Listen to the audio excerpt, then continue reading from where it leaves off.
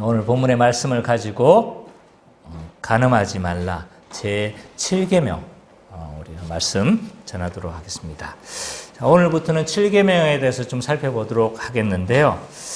지금까지 우리가 했던 모든 계명의 내용들을 하나하나 조금 돌아보고 핵심적으로 한번 요약해보는 시간 좀 가지도록 하겠습니다. 1계명에서부터 4계명까지는 뭐에 대한 계명이라고 했습니까? 하나님과 인간에 대한 관련된 계명이라 하나님과 관련된 그런 계명이라고 했죠. 그래서 하나님 사랑에 대한 계명입니다. 그 다음에 5계명부터 10계명까지는 사람과 관련되어진 그러한 계명인데 이웃 사랑에 대한 계명이라고 할 수가 있습니다. 자, 그러면 1계명은 나 외에 다른 신들을 두지 말라라는 계명이었어요. 자, 이 계명은 뭐에 대한 계명이라고 했습니까? 예배의 대상에 대한 계명이다. 그래서 적극적으로 이건 더 나아가야 한다고 했죠. 그래서 다른 신을 섬기고 우상을 섬기지 않는 것만 해당되는 것이 아니라 모든 우상을 버리고 오직 누구만 경배하라? 하나님만 경배하라, 예배하라 라는 계명으로 우리는 이해해야 한다고 했습니다. 자, 이 계명은요, 너를 위하여 우상을 두지 말라 라는 계명이었습니다. 이것은 뭐에 대한 계명입니까? 예배의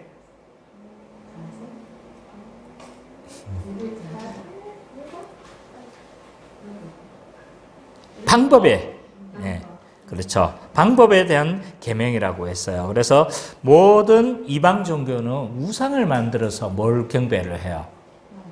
하나님을 그 자신들의 신을 그렇게 섬기는데 하나님은요 이런 형상으로 자신을 계시하시지 않는 거예요. 뭘로 자신을 계시하시는 거예요? 말씀을 통해서 자신을 계시하기 때문에 오직 말씀으로 예배하라는 계명인 거예요. 제3계명은 여호와의 이름을 망령되이 일컫지 말라라는 계명이에요. 자, 이 계명은 뭐예요? 예배의 자세에 대한 계명이라고 했죠, 그렇죠? 그래서 망령되이 일컫지 말고 오직 경외함으로 어떻게 여호와 하나님을 예배하라 라는 계명입니다. 4계명은요, 안식일을 거룩히 지키라. 이 계명은 예배의 이유에 대한 계명이라고 했어요. 그래서 오직 하나님만 안식을 주시는 분이시기 때문에 하나님을 예배하라 라는 계명이었습니다. 자, 5계명부터는 이제 인간과 관련되어진 계명이 시작되어집니다. 제5계명은 내 부모를 공경하라 라는 계명이었어요. 왜 우리가 부모를 공경해야 된다고 했습니까? 그렇죠. 부모는 하나님의 누구다? 대리인이다. 대리인이기 때문에, 그리고 또 이 부모를 공경하라는 부모를 공경하라는 이 계명은 모든 이웃 사랑의 기초 역할을 한다고 했어요. 그리고 이러한 이웃 사랑은 모든 권위에 대한 순종으로 이어진다라고 이야기를 했죠, 그죠? 그래서 부모를 당연히 공경해야 되는 거죠. 근데 이 안에는 뭐가 포함되어 있는 거예요? 모든 하나님이 세우신 권위에 대해서 순종함이 포함되어져 있다는 거예요. 그래서 대표적으로 하나님께 세우신 세 기관이 있다고 했어요. 가정의 부모, 또 교회의 교사와 목사와 장로를 두셨고, 그 다음에 국가에는 통치자를 세워서 하나님이 세우신 권위가 있다라고 그렇게 그들에게 순종해야 된다라고 이야기를 했습니다. 자, 6계명은 살인하지 말라는 계명이에요. 왜 우리는 살인하지 말아야 합니까? 그가 하나님의 형상이기 때문이다.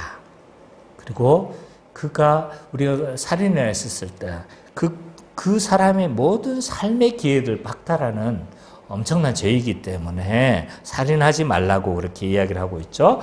근데 이 계명은 어디로 나아간다고 했어요? 인간 존중의 계명으로 나아간다. 그래서 모든 사람을 멸시해서는 안 되는 거죠. 욕해서도 안 되고 나가라 뭐 이렇게 해서 안 된다는 거예요. 그래서 멸시하거나 무시하지 않고 적극적으로 우리는 더 돕는 배필로 그렇게 살아가야 한다라는 계명이었어요. 이웃사랑으로 나아가는 그런 계명이라고 할 수 있다고 그랬죠. 자, 오늘은 7계명에 해당하는 계명에 대해서 우리가 좀 살펴보도록 하겠습니다. 오늘 7계명에 해당하는 본문을 읽어봐야 돼요. 성경을 봉독하는 건 굉장히 중요합니다. 한번 더 읽어보도록 할게요. 20장 14절 시작. 간음하지 말라. 제7계명은요 간음을 금지하는 계명이에요. 왜 하나님은 간음을 금지할까요? 그냥 먼저 막 단도직입적으로 훅 들어왔어요. 왜 하나님은 간음을 금지했을까요? 이 간음은 하나님이 세우신 결혼 제도를 파괴하기 때문에 이 간음을 금지하고 있다는 거예요. 그러면 이 간음이 무엇인지에 대한 정의가 필요해요. 간음이 뭘까요? 간음이 무엇일까요?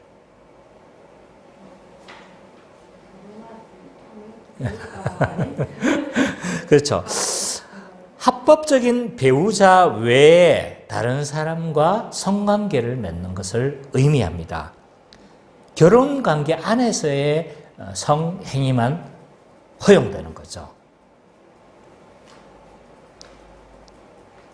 하나님은요, 결혼제도 안에서만 성적 연합을 허락하셨습니다. 창세기 2장 24절, 잠언 5장 18절에서 19절. 창세기 2장 24절은 우리 성민이가 찾아주고요. 잠언 5장 18절에서 19절은 우리 선미자매가 한번 좀 찾아주십시오.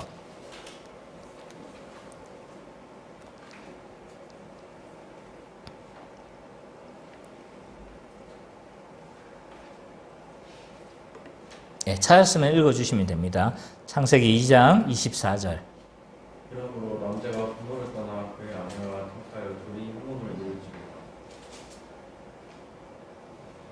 잠언 5장 18절에서 19절. 내 생으로 복되게 하라. 내가 잘못 거치한 아내를 즐거워하다. 그는 사랑스러운 남사슴 같고 아름다운 황무지 같으니 나는 그의 손을 항상 좋하게 여기며 그의 사랑을 항상 연구하다. 하나님은요, 우리가 결혼제도 안에서만 성적 연합을 하기를 원하십니다. 하나님은 우리를 창조하시고요, 우리에게 성적 욕구를 허락하셨어요. 그래서 어느 정도 일정한 나이가 되어지면 성적 욕구가 일어나는 거죠. 왜 이런 성적 욕구를 하나님은 불어넣어 주셨냐면 생육하고 번성해야 하기 때문입니다. 그래서 아담과 하와를 통해서 생육하고 번성하라고 이야기를 했잖아요. 그래서 이런 생육하고 번성해야 하기 때문에 성적인 욕구를 인간에게 심어 넣어준 거죠. 그래서 아담과 한 몸이 되도록 하시고 결혼제도라는 것을 가정이라는 제도를 그렇게 만들어 주신 겁니다. 그래서 이 성경은요, 이 부부관계를 아주 좋게 평가하고 선한 것으로 설명을 하고 있어요. 그죠? 그래서 이 방금 읽었던 잠언을 우리가 한번 읽어보면 이 부부관계를 얼마나 아름답게 묘사를 해요. 암노루다, 암사슴이다, 뭐 이렇게 표현을 하고 있어요. 그래서 그의 품을 항상 족하게 여기라 라고 그렇게 이야기를 하고 있는 거죠. 따라서 이런 성적 욕구는 그 자체가 죄는 아닌 거예요. 자연스러운 욕구라고 할 수가 있습니다. 근데요, 문제는 이 타락한 세상에서 이 성적 욕구가 죄와 연결되기 쉽다는 거예요.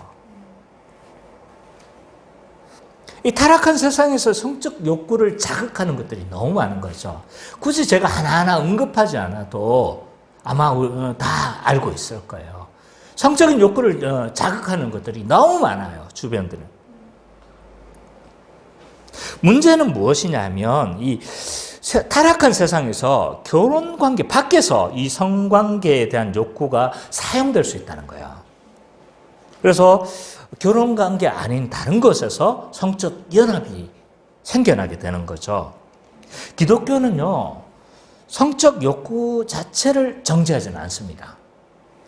그렇지만 물론 또 이 성적 욕구를 남용하는 쾌락주의도 반대하는 거죠. 성경은 결혼 제도 밖에서 모든 성적 연합은 하나님 앞에서 불법한 것이다 라고 정죄를 하고 있어요.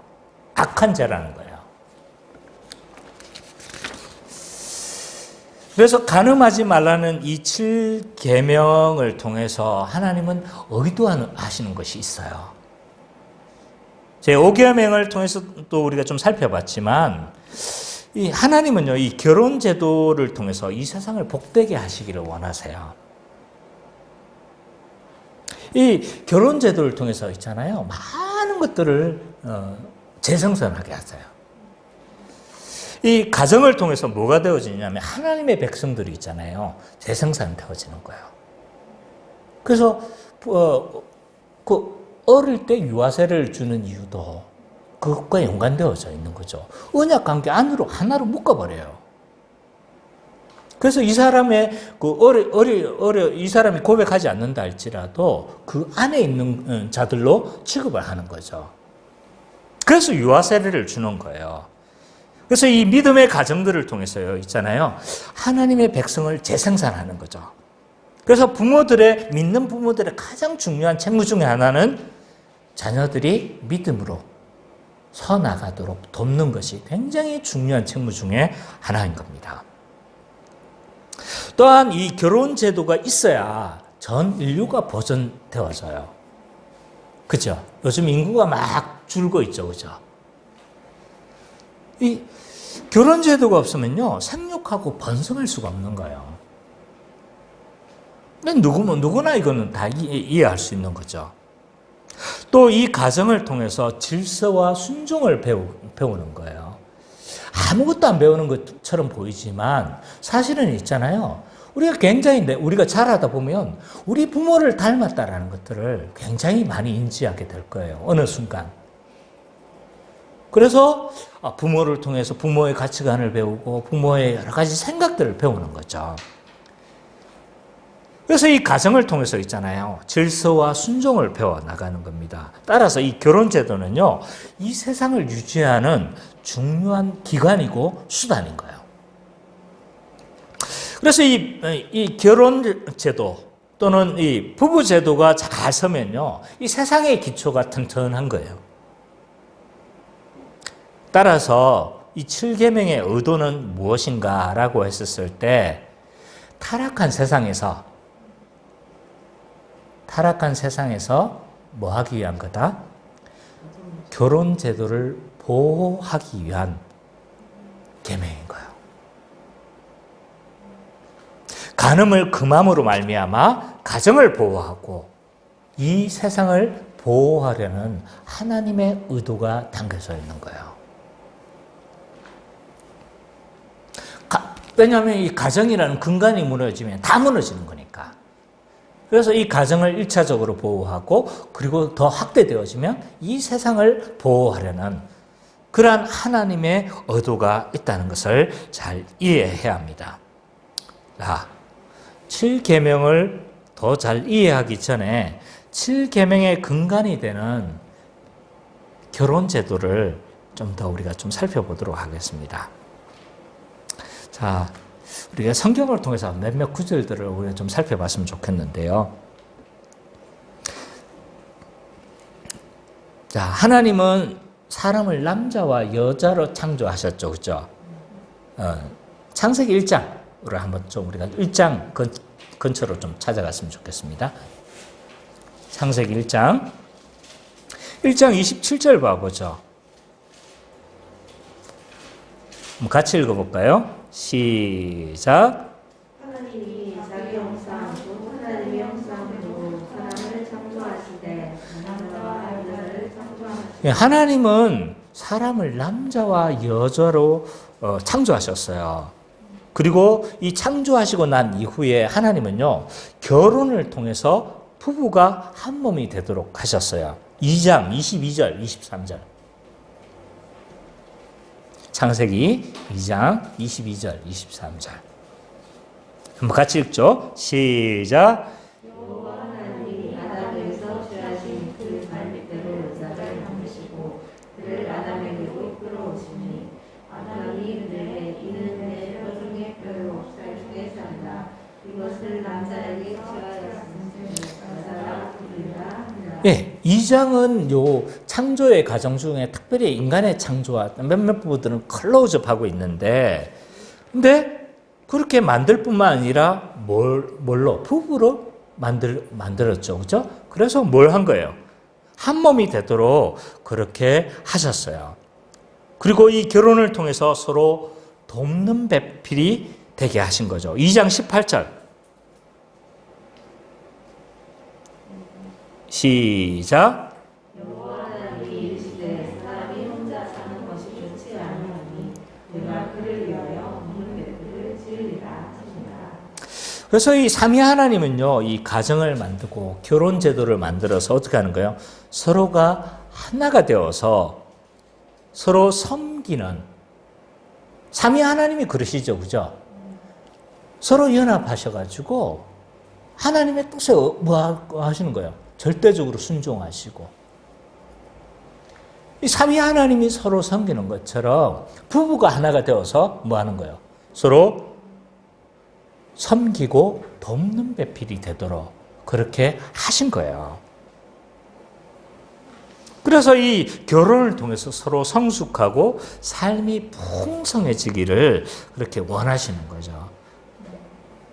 그래서 왜 결혼을 하면 어른이 된다는 말이 저는 맞다고 생각해요.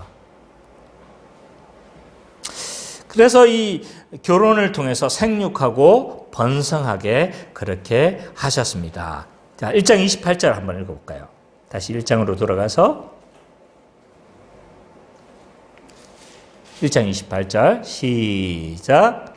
하나님이 그들에게 복을 주시며 하나님이 그들에게 이르시되 생육하고 번성하여 땅에 충만하라 땅을 정복하라 바다의 물고기와 들의 새와 땅에 움직이는 모든 생물을 다스리라 하시니라.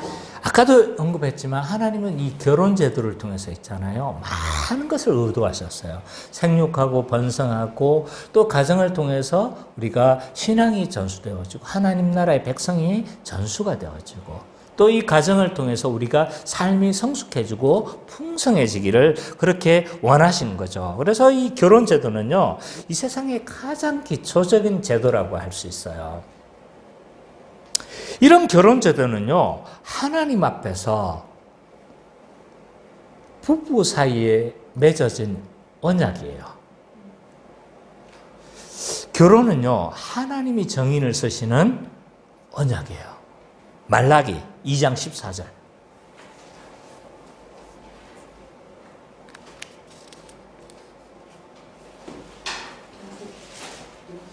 말라기 2장 14절.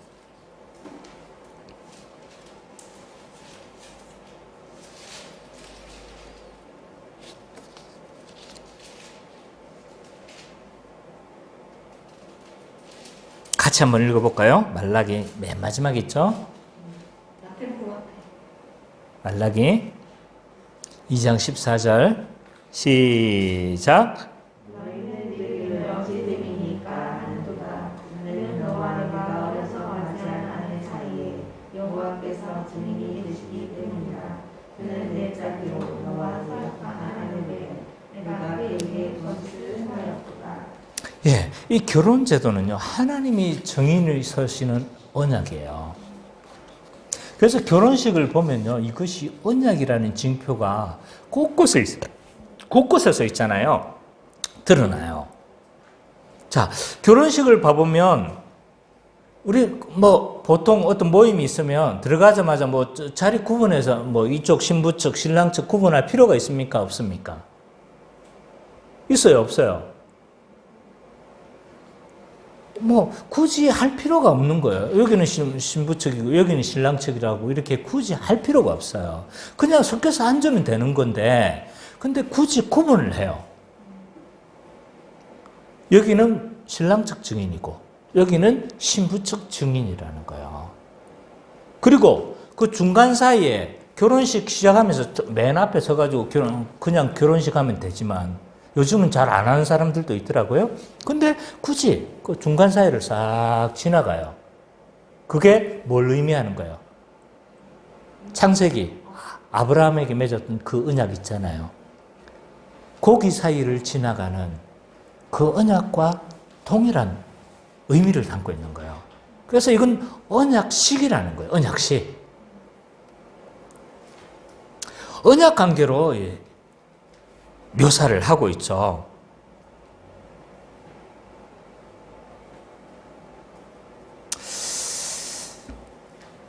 그래서 이 결혼 제도는요, 또한 이 결혼 제도는 또 다른 목적을 가지고 있어요.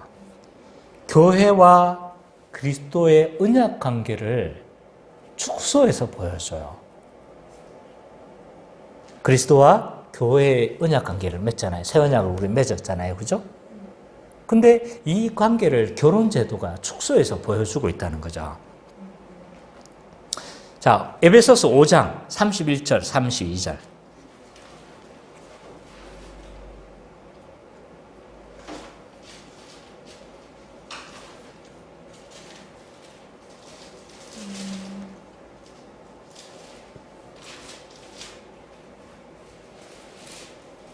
자, 이건 굉장히 중요한 구절이에요. 에베소서 5장 31절, 32절. 자꾸 찾아봐야 돼요. 잘 몰라도. 그래야 자꾸 이제 성경이 어디 있는지, 이게 신약인지 구약인지 알 수가 있죠. 자, 시작. 그러므로 사람이 부모를 떠나 그 아내와 합하여 그 둘이 한 육체가 될지니 이 비밀이 크도다. 나는 그리스도와 교회에 대하여 말하는가. 부모를 떠나서 그의 아내와 합하여 한 몸이 되라고 이야기를 하고 있죠. 한 육체가 되라고 해놓고 그 뒤에 엉뚱한 소리를 해요. 엉뚱한 이야기는 아니죠. 이건 누구에 대한 이야기라는 거예요? 그리스도와 교회의 관계에 대해서 설명해 주고 있는 거다라고 이야기를 하는 거예요. 그러니까 결혼 관계가 언약 관계인 것처럼 그리스도와 교회도 이런 언약 관계를 보여주고 있다라고 이야기를 해요.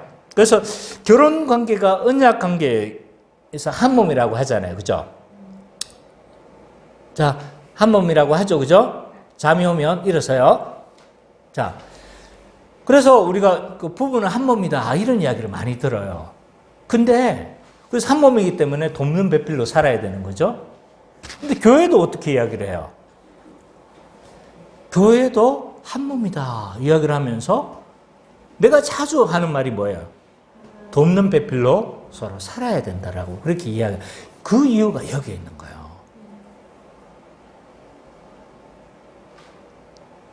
어쨌든 결혼 제도는요, 교회와 그리스도의 언약 관계를 보여주는 그런 역할도 한다는 거예요. 그래서 이 언약 관계를 통해서 이 배우자들은요, 서로 뭘 가지냐면 관계를 형성하는 거예요. 자, 하나님이 있잖아요. 우리와 인간과의 관계를 맺기 위해서 뭘 사용하시냐면 언약을 사용하세요. 하나님은 다 모든 것을 창조해 놓고, 자, 이제 내가 다 좋게 해놨으니까 너희들끼리 잘해봐. 이렇게 하지 않은 거예요. 뭘 맺으신 거예요? 창조 언약을 맺었죠. 그죠? 그래서 이 세상에 들어오시는 거예요. 들어오셔가지고 인간과 어떤 관계들을 맺는 거예요. 나는 너의 하나님이 되고 너는 내 백성이 될 거다. 라고 하면서 관계를 형성하는 거예요. 그래서 하나님과 인간이 언약을 통해서 관계를 형성하듯이 부부도 마찬가지인 거예요. 서로 남남이었던 그 관계가 뭘 하는 거예요? 결혼이라는 제도를 통해서 언약을 맺으면서 뭘 하는 거예요?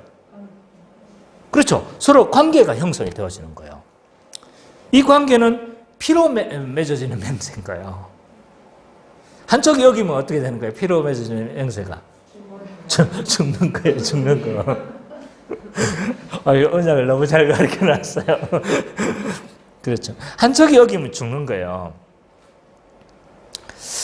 그래서 이 결혼 관계가 언약 관계라는 것은 전혀 서로 관계 없던 자들이 언약의 관계를 통해서 관계를 형성하고 피로 맺은 맹세를 통해서 서로 뭐 하는 거예요? 신실하기로, 서로에게만 신실하기로, 헌신하기로 하는 그 맹세인 겁니다. 그런데 이런 피의 맹세를 불신자하고 할 수 있겠습니까? 제가 불신자하고 결혼을 그렇게 반대하는 이유는 이건 거예요. 이런 피의 맹세를 불신자와 할 수 있느냐 이 말인 거예요.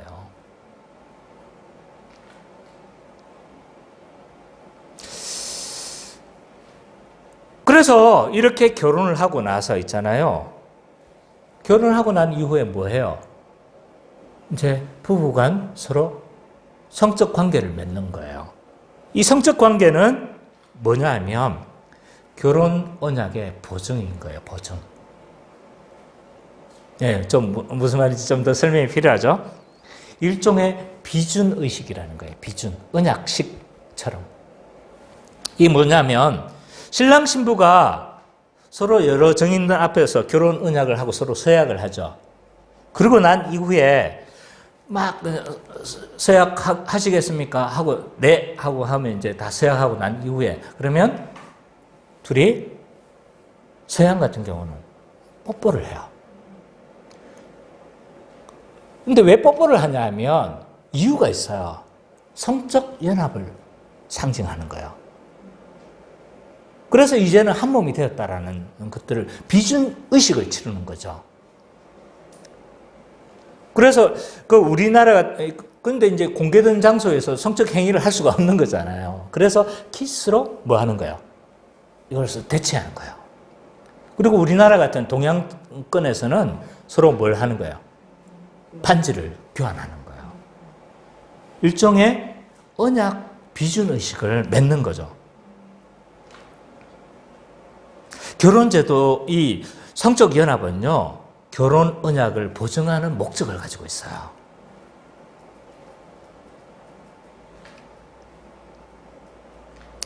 자, 이런 여러 가지 의미들에 대해서 결혼 제도의 의미들에 대해서 좀 살펴봤는데요. 자, 이제 간음하지 말라는 이 의미에 대해서 좀 더 우리가 좀 더 풍성하게 좀 살펴봤으면 좋겠습니다.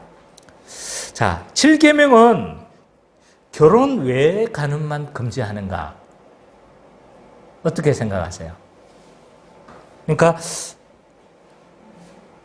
결혼했는데 이 결혼한 남자가 이것만 뭐 다른 성적 연합을 하는 거 이것만 반대하는가? 뭘까요? 더 많은 것을 포함한 걸까요?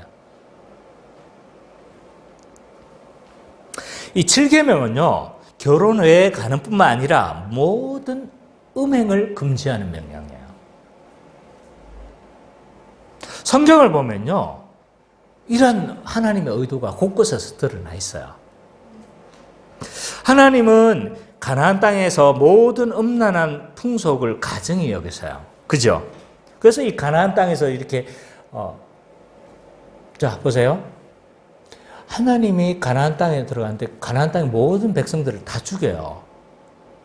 이스라엘 백성들을 가나안 땅으로 들어가기 위해서 그 가나안 땅의 모든 사람들을 죽이는 게 과연 합당한가 이런 생각을 가질 수가 있어요. 왜? 전쟁을 통해서 다 죽이니까. 근데 있잖아요. 하나님이 그들을 참으세요. 그 이전에 봐보면 오랫동안 참아요. 그리고 죄악이 차고차고 넘쳤을 때 죄에 대한 심판으로 그 가나안 땅을 정복하게 하시는 거죠. 그래서 이스라엘 백성들이 출애굽해서 가나안 땅에 들어가게 되는데 들어가기 전에 하나님 굉장히 우려를 하시는 부분이 있어요. 그게 뭐냐면 경계하고 우려하는 부분이 있는데 그게 레위기 20장 23절이 나와 있어요.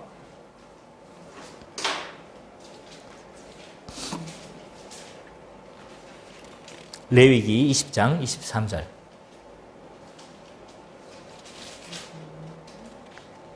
한번 읽어볼까요? 시작.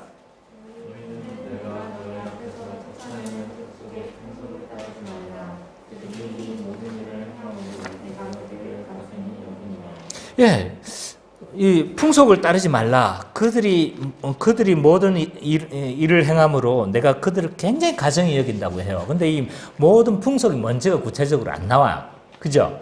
근데 그 풍속이 그 앞에 쫙 있어요. 쫙 언급하고 있는데 10절부터 23절까지 막 온갖 음행들에 대해서 열거하고 있는 거예요. 차마 입에 담기가 어려운 것들이 있어요. 남의 아내와 간음하는 거, 이건 기본, 아주 너무, 남자와 남자가 동침하는 거, 또 짐승과 교합하는 거, 수관이라고 하죠. 그죠? 짐승과 교합하는 거, 또는 건친상간하는 온갖 여러 가지들에 대해서 이런 것들을 나는 금한다라고 이야기를 하고 있어요. 이게 이제 가나안 풍속들인 거예요. 그래서 이 가나안이 얼마나 음란한 땅이었다는 것들을 우리는 알 수가 있는 거예요. 그래서 이 모든 것들을, 그래서 이런 7계명은요, 단순히 결혼 밖에서의 그것뿐만 아니라 모든 음란한 행위들을 금하시는 명령들로 이해를 해야 돼요. 신약 성경도 있잖아요. 간음뿐만 아니라 모든 음란한 행위들에 대해서 뭘 하고 있습니까? 정죄하고 있어요. 고린도전서 6장 18절, 우리 선미자매가 한번.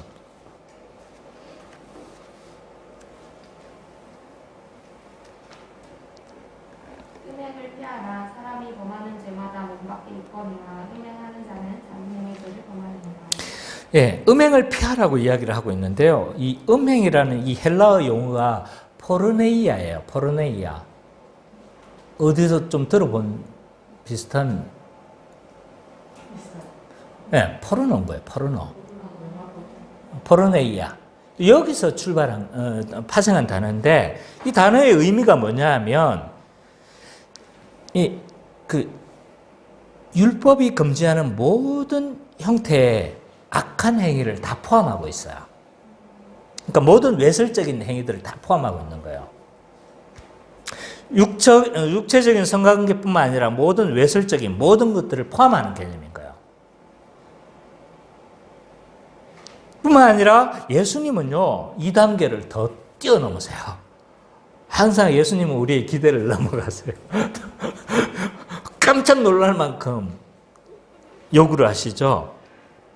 마태복음 5장 27절, 28절.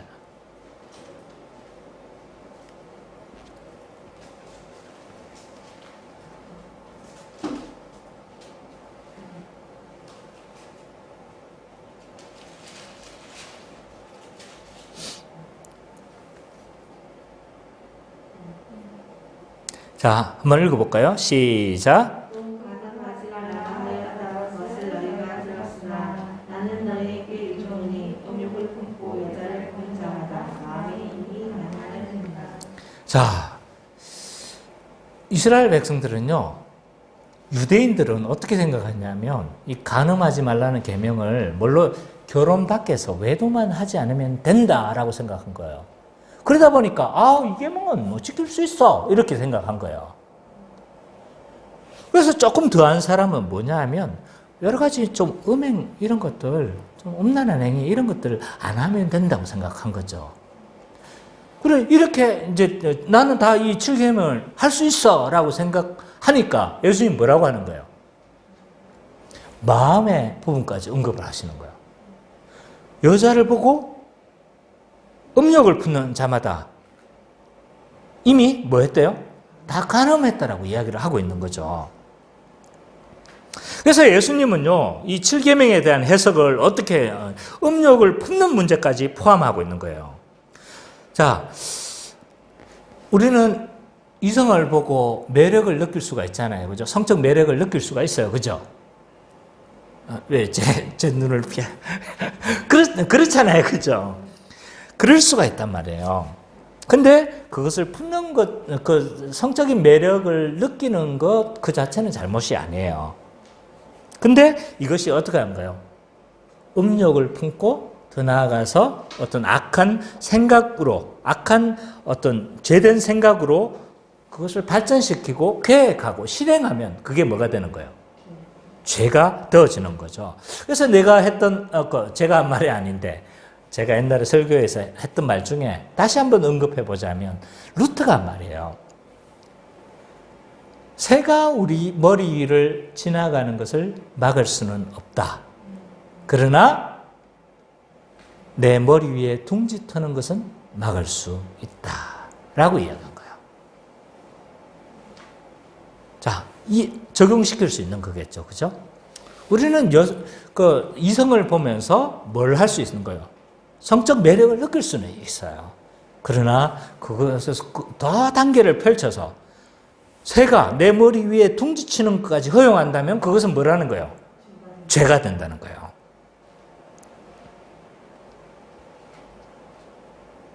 따라서 이 간음의 문제는요, 아무도 자유로울 수가 없어요.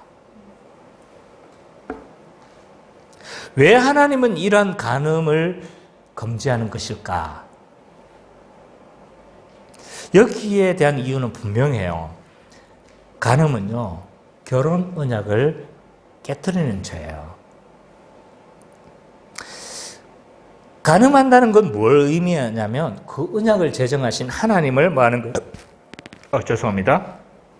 제정하신 하나님과 그리고 정인 되신 그 하나님을 뭐 하는 거예요? 기만하는 행위라고 할 수가 있는 거예요. 그래서 하나님이 보증을 서고 하나님이 정인이 돼가지고 딱 했는데 간음한다는 건 뭐 한 거예요?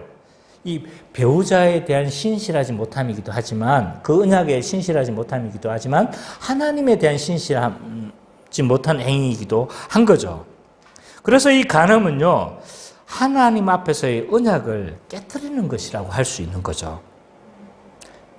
뿐만 아니라 이 간음은 결혼관계 내에서 신뢰관계를 무너뜨리죠. 이건 너무나 당연해요. 서로의 신뢰를 무너뜨리기 때문에 안 되는 거죠. 또한 이 간음은 어떤 문제가 생기냐면 심각하게 이웃사랑을 위배하게 되어져요. 왜 심각하게 이웃사랑을 위배하게 되냐면 간음은요, 이 간음하는 것으로만 되어지는 것이 아니라 뭐 하는 거예요? 이웃을 파괴하는 나의 쾌락을 위해서 뭐 하는 거예요? 상대의 여러 가지들을 파괴하는 거예요. 나의 쾌락을 위해서. 그래서 예를 들어서 뭐 결혼한 남자가 외도를 하면 서로 간통을 했어. 그럼 어떻게 되는 거예요? 이 가정도 파괴가 되죠. 맞죠? 가정도 파괴가 되어지고 그리고 또 그 사람의 이 일로 인해서 생겨나게 된 많은 사람들의 마음을 파괴를 해요. 뿐만 아니라 심지어 더 심각한 경우는 낙태나 이런 문제가 생길 수가 있는 거예요. 그래서 이런 간음은요, 굉장히 많은 사람들을 파괴하면서 자신의 쾌락적인 욕구를 충족하는 거죠. 그래서 이 간음은요, 결과적으로 이웃사랑을 심각하게 위배하고 손상시킨다라고 할 수 있는 겁니다. 또한 이 간음은요, 구속의 은혜를 거부하는 죄로 연결될 수 있습니다. 잠언 6장 32절. 선미자매가 한번 읽어주세요. 잠언 6장 32절. 여인과 간음하는 자는 무지한 자라. 이것을 행하는 자는 자기의 영혼을 망하게 한다. 33절까지. 사람과 능욕을 받고 목구멍을 씻을 수 없게 되나니. 자, 이 간음은요, 구속의 은혜를 거부하는 것으로 나아갈 수 있음을 명심해야 돼요. 다 명심해야 돼요. 왜냐하면요, 아까 뭐라고 했어요? 남편과 아내의 관계가 한 몸의 관계고 그리스도와 교회의 관계 서로 유비를 시키고 있어요. 같은 관계다, 같은 모습이다 라고 하면서 유비를 하고 있는데, 그렇기 때문에 이 간음을 저지른다는 건 뭐냐면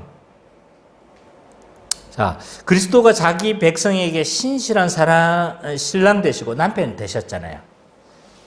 근데 예수 그리스도를 언약 관계에 신실하지 않은 분으로 여기게 되는 거예요. 자, 좀 더 설명하자면 이런 거예요. 부부 관계와 교회와 그리스도의 관계가 같은 거예요. 근데 내가 이 관계에 신실하지 못한 거야. 그러면 동일하게 뭐로 같은 걸로 여긴 거냐면 이 예수님이 있잖아요. 신실하지 않는 관계이기 때문에 나도 신실하게 행하지 않는다는 거예요. 이해되세요? 그래서 이 간음을 회개하지 않고 계속 여기에 머무르게 됐었을 때 이건 있잖아요. 이건 그리스도의 심령이 아닌 거예요. 계속 그 자리에 머문다는 것. 그리스도의 심령이 아니고 뭐한 거예요? 그래서 이렇게 계속 거부하고 이 자리에 계속 회개하지 않고 계속 머문다는 것은 반복적으로 그 죄를 계속 행하고 있다는 것은 곧 구속의 은혜를 거부하는 결과로도 나타날 수 있다는 거죠.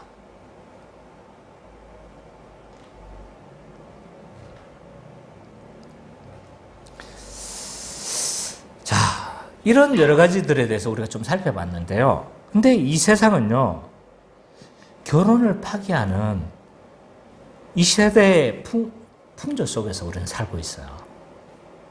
온갖 결혼 제도를 약화시키는 수많은 것들이 있는 거죠. 이 시대의 풍조 자체 중에 하나는 결혼 제도 자체를 소중히 여기지 않아요. 결혼도 안 하려고 하고, 그거에 대해서는 좀 이따 제가 좀 다시 언급하도록 할게요. 결혼 자체를 그렇게 소중히 여기지 않습니다. 자, 오늘날은 그 유명한 무슨 시대? 그렇죠. 포스트 모더니즘의 시대예요. 자기 중심성을 장려하는 시대예요. 자기가 되라. 네가 돼. 네가 중요한 거야. 이러한 자기 중심성은요, 다른 사람에 대한 헌신을 뭐 하는 거예요? 그렇게 중요한 가치로 여기지 않아요. 내가 실현이 되어야 하는 거예요. 이런 생각은요, 결혼 제도에서도 영향을 미치는 거예요. 결혼 제도는 언약 관계고 서로가 헌신하는 관계인데, 근데 자기를 중시하고 자기가 네가 되라고 하니까 이 결혼 제도가 뭐 한 거예요? 거추장스러운 거예요. 굳이 해야 되나? 결혼 제도 내가 하면 내가 너무 묶일 것 같은데, 내가 결혼을 하게 되면 내 직장 생활도 그만둬야 되고 여러 가지 안 되는 거예요. 남자도 결혼을 하면 뭐가 되는 거예요? 가만히 생각해 보니까 자식도 먹여 살려야지. 자식들을 내가 또 봐야 되지. 이런 온갖 생각들이 막 생겨나는 거예요. 이런 사고들은요, 내가 이런 생각을 하는 게 아니라 스며드는 거예요. 이런 사고들은. 너무나 자연스러워서 내 안에 들어오는지도 모르는 거예요. 그래서 어느 순간 가만히 생각해 보면 이 결혼이 뭐가 되어지는 거예요? 불필요하고 거추장스럽고 나를 올가매는 어떤 것으로 여겨지게 되는 거죠. 그래서 결혼 제도는 자기를 성취하는 방해물로 여겨지는 거예요. 그래서 많은 사람들이, 젊은 세대들이 뭘 하냐면 결혼을 기피해요. 헌신하지 않으려고 해요. 그래서 결혼식에 보면요, 아모르 파티? 그 김연자의 아모르 파티 혹시 아세요? 그 노래를 결혼식에 많이 부르는 거예요. 그 가사가 어떠냐면, 연애는 필수, 결혼은 선택. 마음 가는 대로 살아라. 아니, 서로 언약식을 하는 장소에서 이런 메시지의 노래를 한다는 게 과연 옳은가?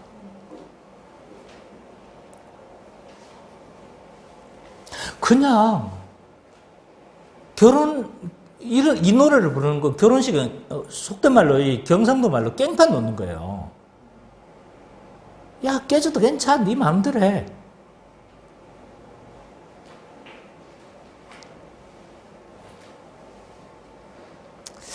그래서 세상은요, 자기를 위해서 살아가는 것이 지혜롭고 자기를 위해서 살아가는 것이 너무 당연한 것으로 여기는 시대를 살아가고 있는 거예요. 이런 풍조 속에서 결혼제도 자체는 그렇게 소중하다고 여겨지지 않는 거죠. 그래서 제일 기본적인 문제예요, 이게. 이 시대적 풍조 자체가 결혼제도를 그렇게 신성한 것으로 여기지 못하고 거추장스러운 것으로 여기는 시대를 살고 있는 거죠. 이런 풍조에서 서로에 대한 헌신이 결여되는 것은 너무나 당연합니다. 그래서 결혼을 했다 하더라도 어떤 생각이 있냐면 서로에 대해서 헌신하지 않으려고 해요. 뭐 서로 필요 때문에 또 결혼을 했어. 근데 서로를 향해서 헌신하는 것은 별로 헌신하려고 하지 않는 거죠. 그래서 조금만 문제가 생기면 성격 차이로 이혼했다고 이야기를 해요. 저는 옛날에 이 카톡 사진에 제가 올린 그림 중에 하나인데 사랑은 키워가는 나무라고 생각해요. 그래서 두 남녀가 벌거벗고 있잖아요. 서로 물을 주고 있어요. 저는 그 그림이 굉장히 시사하는 바가 크다고 생각하거든요. 그래서 사랑은요, 그냥 막 생기는 게 아닌 거예요. 김도 매주고, 때로는 가지도 쳐주고, 뭐 하는 거예요? 서로가 해줘야 되는 거예요. 그렇게 하지 않으면 사랑은 키워가지 않는 거예요. 결혼하다 보면, 우리 아들은 알겠지만, 온갖 여러 가지 다툼과 여러 가지 어려움들이 생기게 마련이에요. 한 몸으로 사는데 어려움이 없다면, 그게 이상한 거예요. 그래서 가치관의 차이가 충돌하고 여러 가지 많은 일들이 있는데 여기서 언약으로 여기고 정말 매인강구로 여기서 서로 헌신해야 되는데 조금의 문제가 생기면 뭐 하는 거예요? 그래? 너하고 나하고는 차이가 많네? 계속 싸울 수 없으니까. 그냥 이혼을 선택하는 거죠. 뿐만 아니라 이 세상의 풍조는요, 간음을 죄로 여기지 않는 시대에 지금 이미 봉착했어요. 더 이상 간음은 법적으로 죄가 되지 않습니다. 몇 년 전 간통죄가 폐지가 됐어요. 2016년이에요. 이 간통죄도 여러 가지 문제가,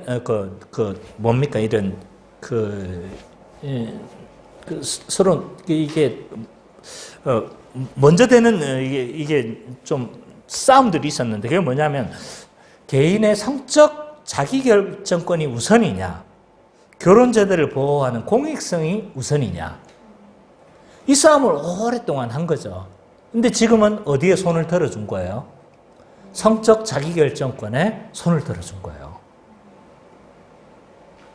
그동안 이 간통죄는요 공익성에 더 우선을 뒀어요. 결혼제도를 보호해야 된다는 이 공익성에 우선을 뒀는데 1927년 노르웨이가 처음으로 간통죄를 폐지하고 2016년 근 100년이 걸렸죠. 그죠? 우리나라에 온 데까지. 2016년 간통죄에 우리나라는 폐지를 했어요.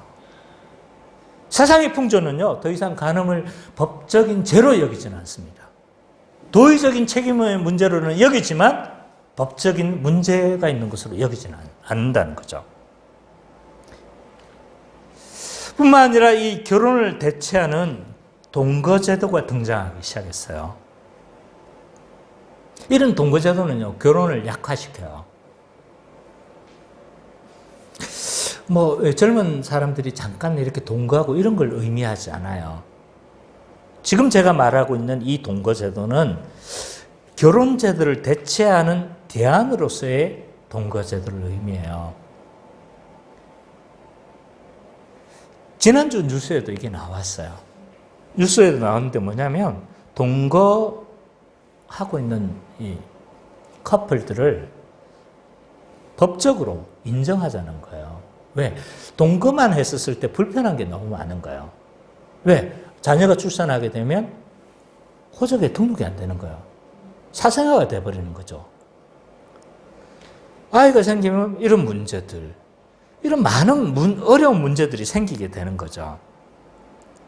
그래서 이 프랑스 시민연대 협약이라는 곳에서 처음 이게 제시가 되어졌는데 결혼을 하지 않고 사는 이 동거 커플들이 있는데 이 동거 커플들에게 법적으로 가족으로 인정해 주자는 거예요.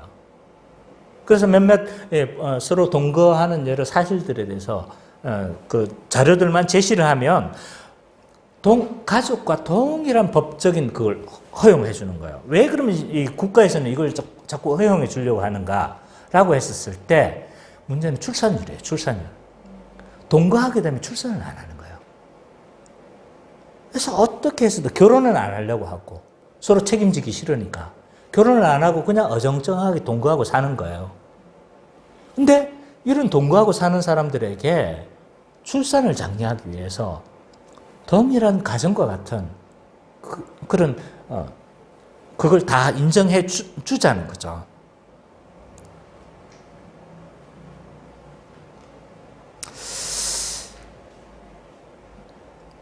이건 굉장히 편리하죠. 내가 어떤 책임은 안 져도 되고 뭐 그것과 관련된 모든 여러 가지 법적인 혜택은 다 받게 되니까.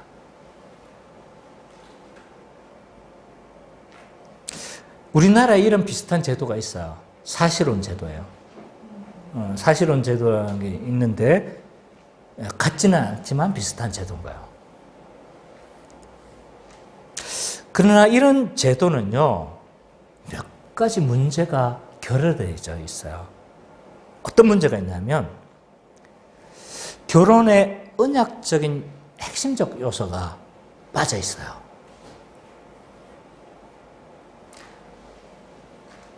자, 이게 뭐냐면 동거를 왜 하냐면 저 사람도 잘 모르겠고 어떤 사람인지 속고 결혼할 수도 있고 뭐 이러잖아요. 그러니까 서로 뭐 약간 실험성을 가지고 있는 거 살아보자.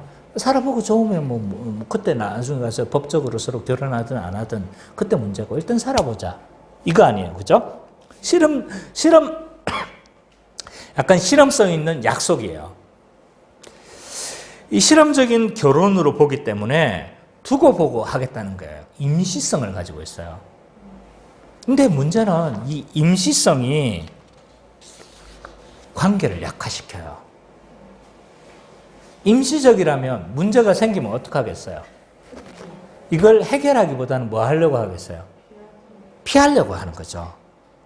그래서 얼마든지 임시성의 문제 때문에 뭘 할 수 있는 거예요? 파기시킬 수 있는 거예요.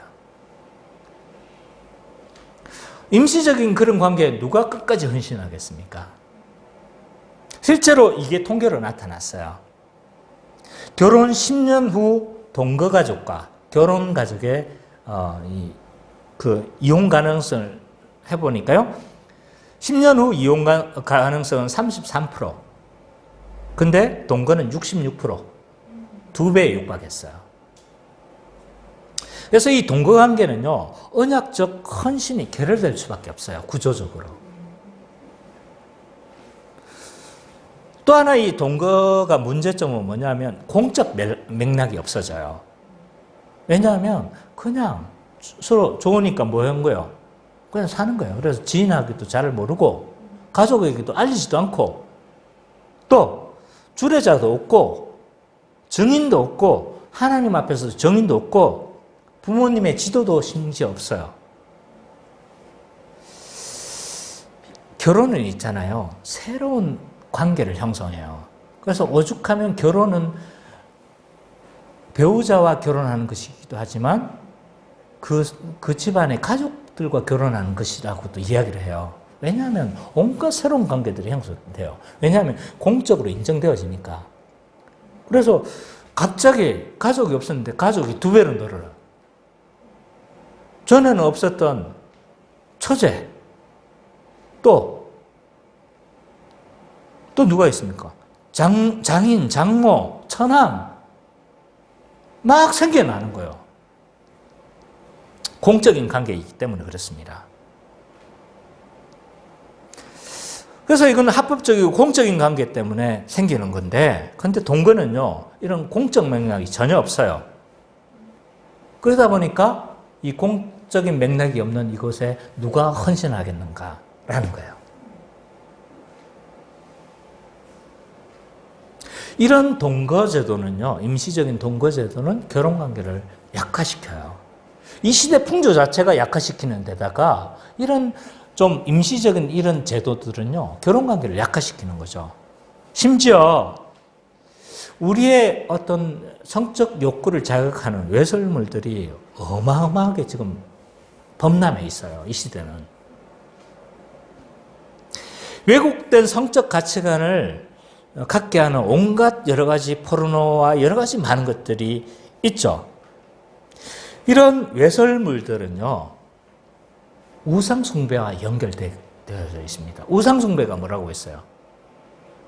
하나님보다 더 사랑하는 것이 우상이잖아요. 하나님 외에 다른 것에서 만족을 추구하는 거예요. 그래서 이게 그냥 이것만 섬기는 게 아닌 거예요. 겸하여 섬기는 거죠. 자극도 섬기고 하나님도 섬기고. 반드시 이 외설물은요, 우상숭배와 연결되게 돼 있어요. 이런 음란물들은 중독으로 연결될 가능성이 굉장히 높습니다. 자, 빅터 클라인이라는 사람이 어떻게 있잖아요. 이 외설물을 소비하고 이것이 어떤 패턴으로 연결되는지에 대해서 이렇게 연구한 결과가 있어요. 이게 뭐냐면 음란물을 처음에 접한 거예요. 접하면 어떻게 됩니까? 강한 충동을 느껴요. 그래서 성적인 충동과 체험 효과가 이렇게 느껴지는 거죠. 그래서 처음에는 뭐 깜짝 놀라는 거예요. 근데 그 깜짝 놀라는 것 때문에 뭐예요? 중독성이 생기는 거예요. 중독성이 생겨지고, 그래서 이런 성적 욕구가 그럼 생기면 어떡합니까? 이게 뭐 하는 거예요? 이게 반드시 해소의 과정이 필요하잖아요. 그죠? 그래서 처음에는 이제 혼자 해결하는 거예요. 그러다가 이게 어디로 가냐면 중독의 상태에서 확대해요. 확대의 단계로 넘어가요. 확대의 단계는 뭐냐면 장기간 이런 외설물들을 접하게 되면 이게 저한테 별로 자극이 안 되는 거예요. 동일한 패턴으로는. 그래서 이게 자극이 안 되니까 뭐 한 거예요? 더 자극적인 걸 선호하게 되는 겁니다. 그래서 처음에는 이렇게 그냥 막 자극적이게 처음에는 이게 너무 충격이었는데 나중에는 이걸로 만족이 안 되는 거예요. 그래서 어디로 가요? 확대해요. 이상한 형태로 확대되는 거죠. 그래서 박사방 이런 성착취나 성노예를 삼아서 뭐 하는 거예요? 이런 것에서만 자기가 뭐 하는 거예요? 자극이 되어지는 거죠. 이것이 더 다음 단계로 나가면 무감각의 단계인 거예요. 그래서 처음에는 이런 것들이 충격적이고 당혹스럽고 막 이런 건 점점 무감각해져요. 그 다음 단계가 뭐냐면 성적인 실행으로 넘어가요. 그래서 외설물에서 봤던 이 행위들을 실제 삶에서 행하려고 하는, 실제 삶에서 있잖아요. 그대로 실행하려는 욕구로 발전하게 된다는 거예요.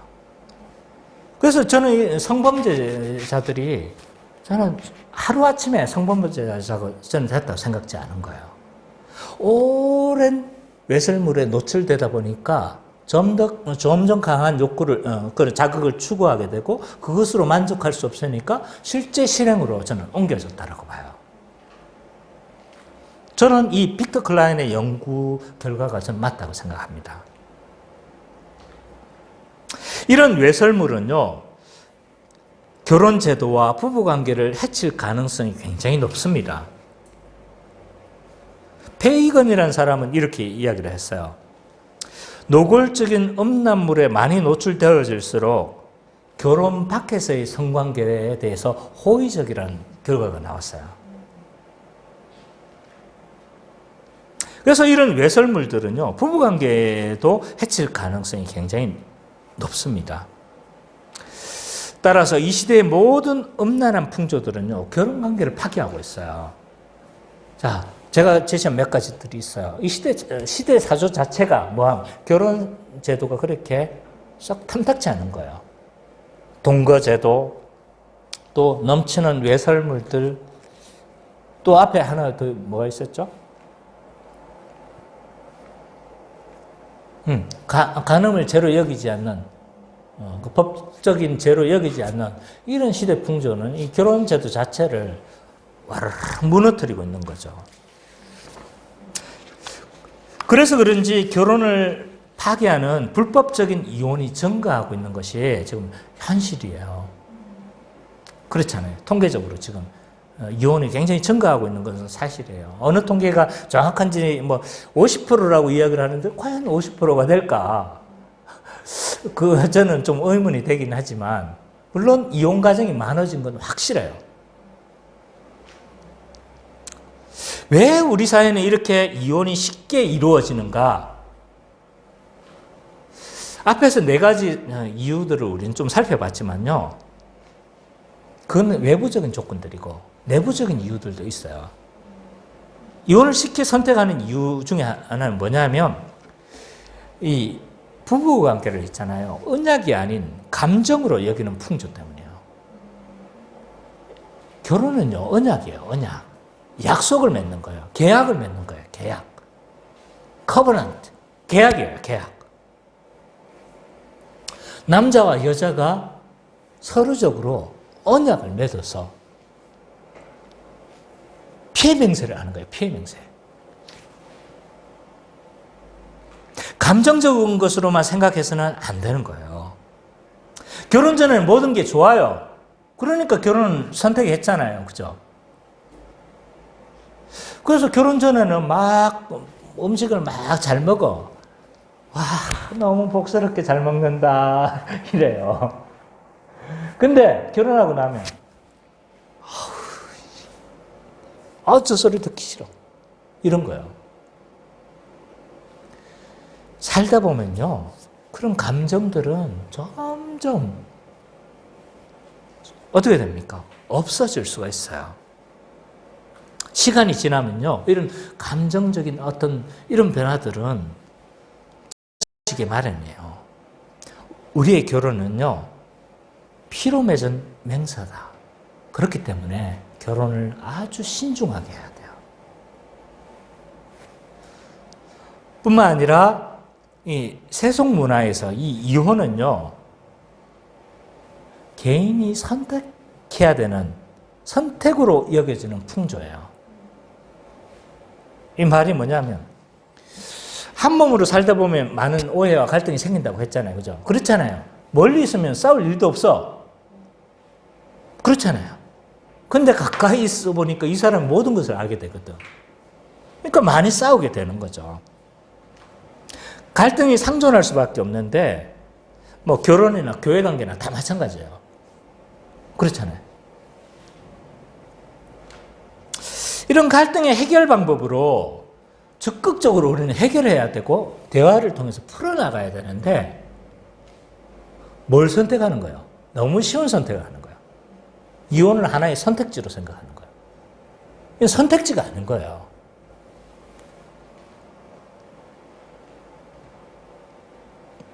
이런 선택지로 여기는 시대 풍조가 이혼을 더 부추기고 있어요. 또 하나는 뭐냐 하면 부부관계를요, 교회의 지도를 받지 않는 사적인 영역으로 여기고 있어요.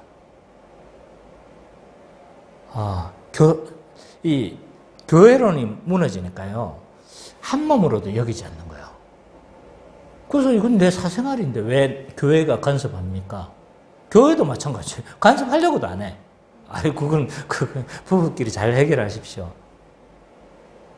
아닌 거예요. 이 부부관계마저 우리는 한 몸이기 때문에 지금 문제가 생긴 거잖아요. 한 몸에서 문제가 생긴 거예요.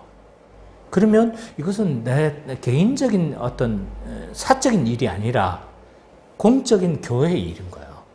그래서 부부관계에서도 갈등이 너무 격화됐었을 때 뭘 해야 되는 거예요? 교회의 지도를 받아야 되는 거예요. 그래서 잠시 교회의 지도를 받아서 감정적인 것들을 정리를 하고 해야 되는 거죠.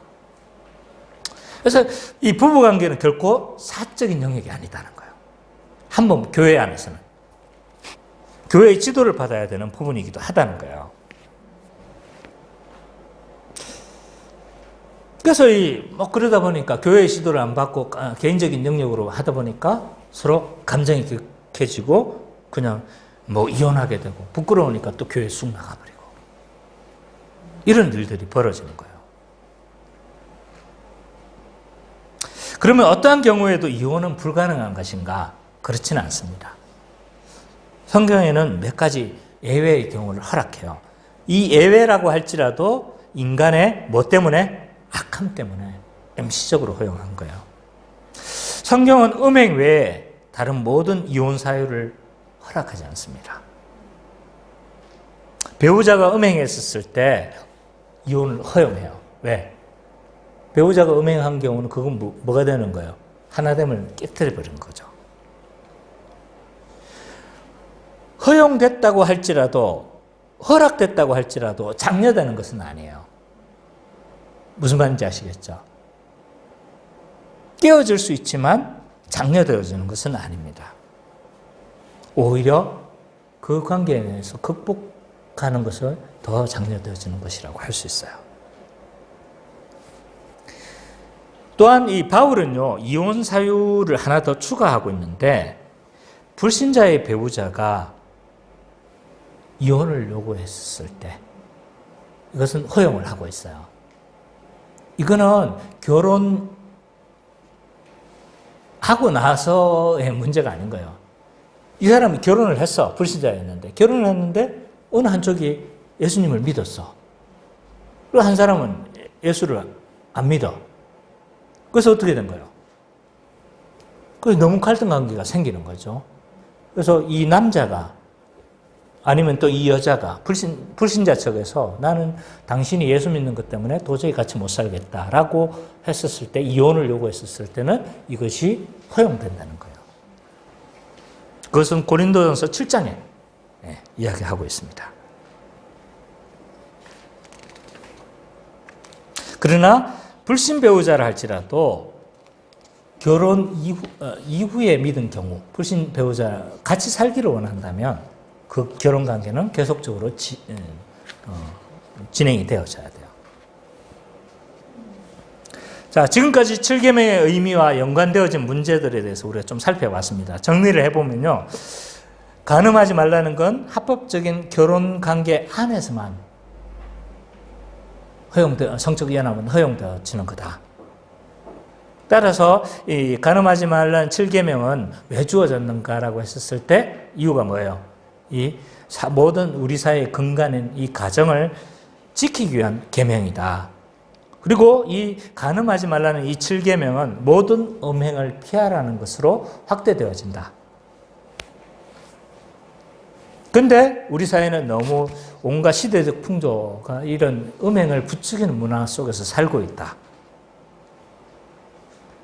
그리고 이혼을 너무 쉽게 생각하는 이런 생각 때문에, 언약으로 생각하지 않기 때문에 결혼 제도가 지금 많이 위협받고 있다는 거죠. 이것이 이제 핵심 정리 내용들이에요. 자, 그래서 우리 선배들은요, 7계명에 대해서 이렇게 정리하고 있습니다.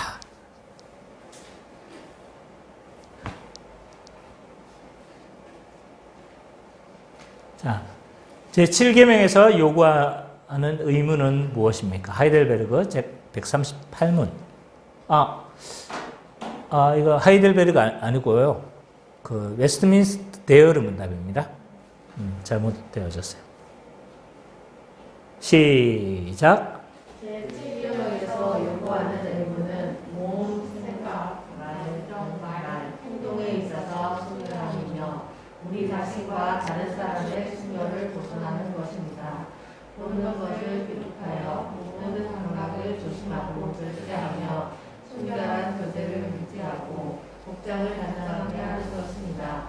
금융의 은사가 없는 이들은 결혼하고 부부는 사랑으로 공부하며 우리의 소명을 지연히 수행하고 부정의 모든 경우를 피하며 불력에 자하는 것입니다. 자, 앞에서도 우리가 살펴보았지만 우리는 제7계명에서 누구도 자유할 수가 없어요. 근데 다행스럽게도 예수 그리스도께서 이 7계명을 뭐 하셨다는 거야? 성취하셨다는 거죠. 이제 패턴을 이해하시겠죠, 그죠?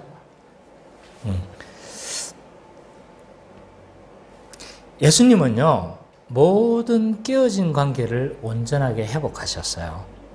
에베소서 2장 16절. 또 십자가로 이 둘을 한 몸으로 하나님과 화목하게 하려 하심이라. 원수된 것을 십자가로 소멸하시고. 뿐만 아니라 예수 그리스도는요, 새 언약을 통해서 한 몸인 교회를 회복하셨어요. 이게 우리 그러면 결혼 관계하고 무슨 상관이 있느냐 하면, 자 보세요. 예수님은요, 새 언약 백성들을 세우시고 교회로 삼으시고 서로 언약 관계를 세웠잖아요. 새 언약을 세웠잖아요. 그렇죠? 언약 관계가 삼아졌어요. 그래서 하나됨이 온전하게 회복되어졌죠. 그리고 예수 그리스도의 통치로 우리는 많은 복을 누립니다. 근데요, 우리는 이 7계명을 성취할 수 있는 힘을 여기서 얻는 거예요.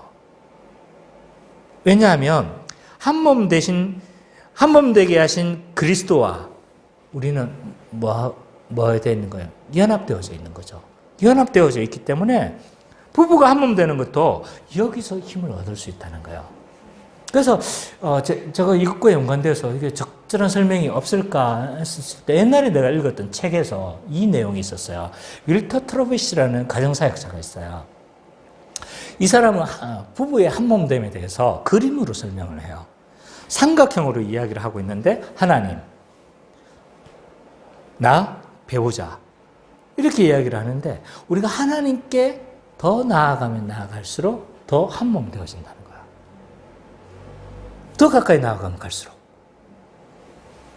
같은 원리라고 저는 생각되었어요. 그래서 우리는 그 그리스도께서 새 언약을 통해서 교회 한 몸 되게 하셨는데 그 한 몸 되게 하신 거기에서 우리는 성취함이 일어나고 또 거기서 새 힘을 얻을 수가 있는 거죠. 뿐만 아니라 예수 그리스도는요,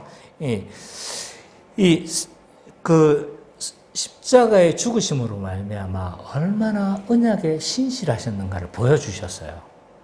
이 언약에 다 이해가 되어져야 되는데 지금 언약이 이해가 안 된 사람들이 있어가지고 네. 그래서 예수 그리스도께서 얼마나 이 언약의 신실함을 보여주셨기 때문에 우리는요, 여기에서 우리가 얼마나 같은 언약 관계인 배우자에게 얼마나 신실하게 행해야 되는가를 알 수 있는 이유와 동기를 여기서 얻을 수가 있는 거죠.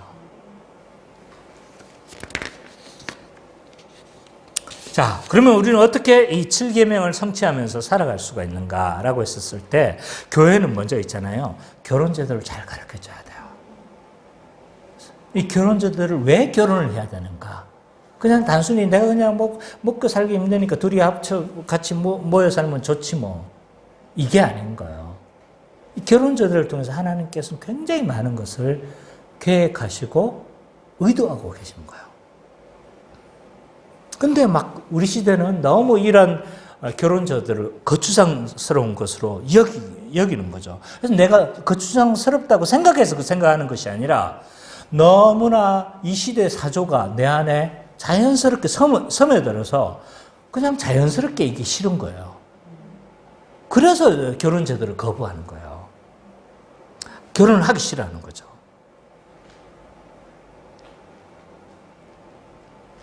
그래서 이 결혼 제도가 왜 필요한지, 왜 결혼을 해야 하는지, 물론 독신의 관계는 은사를 받은 사람은 또 독신을 할 수 있어요. 또 그러나 일반적인 경우에 있어서는